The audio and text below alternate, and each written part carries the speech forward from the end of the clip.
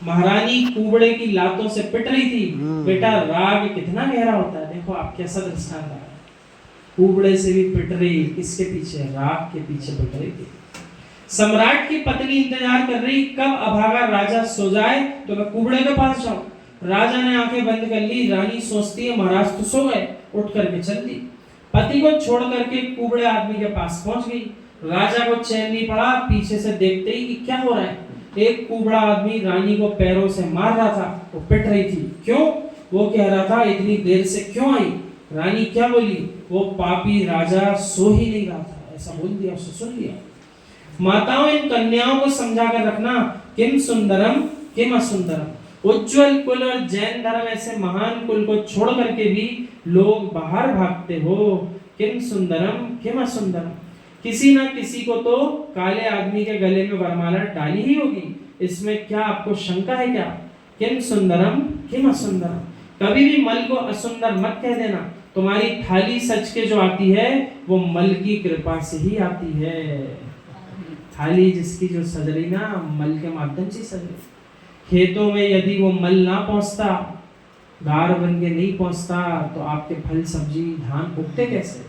उगते नहीं, सो रोटी चावल सब्जी बनते कैसे? वही प्रक्रिया पूरी चली जा रही है।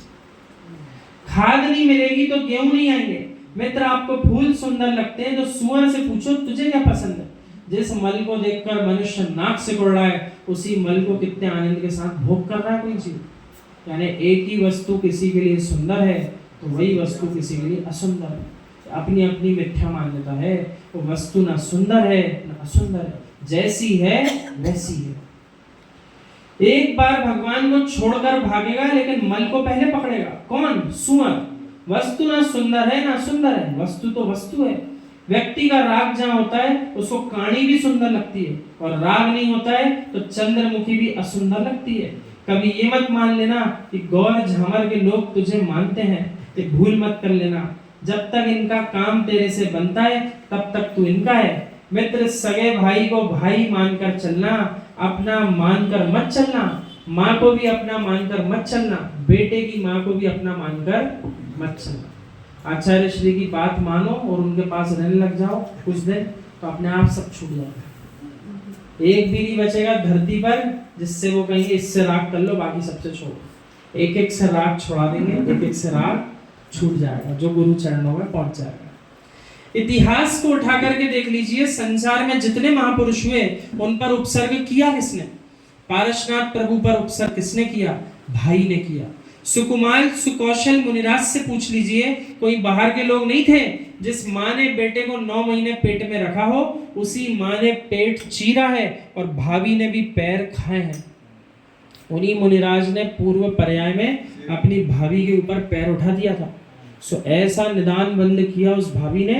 अब इसी जीव को मैं बताती हूँ। सो आगे चल करके पर्याय में उनको मुनिराज बनने की अवस्था आई जिस जीव ने लात मारी।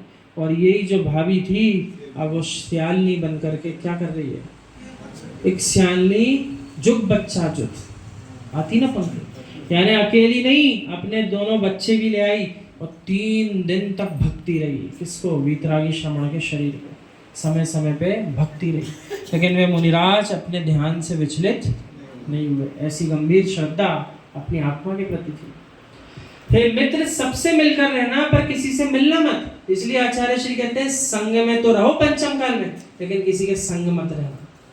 संग में रहो पर संग मत रहना। एक संग संग का है चतुर्विध संग, और एक संग है किसी का साथ।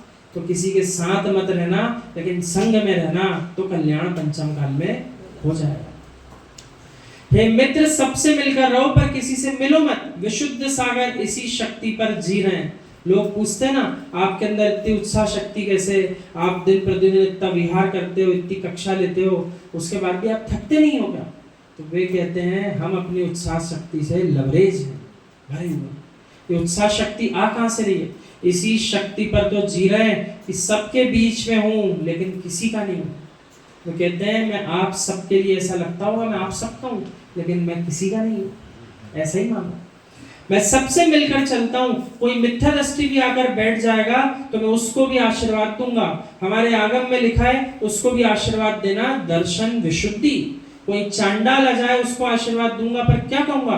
पाप क्षयस्तु, तेरे पापों का क्षय होगा।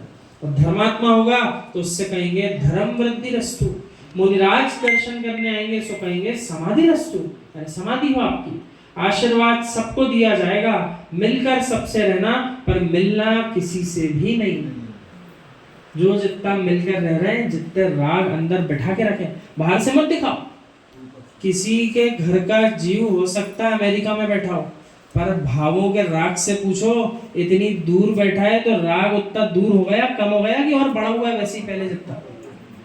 उसको वहां तकलीफ हो रही, सो आपको यहाँ तकलीफ हो रही कि नहीं हो रही? और पड़ोसी का बच्चा हाथ पैर कट गए तब भी दर्द नहीं हो रहा, जरा सा भी बुरा हुआ, बस इतना बोला और फिर अपना खाना पीना करना है। इसका अर्थ क्या है? किसी दूसरे जीव के शरीर के छेदन भेदन को देख करके भी कोई फर्क नहीं पड़ रहा, क्योंकि राग नहीं है उससे।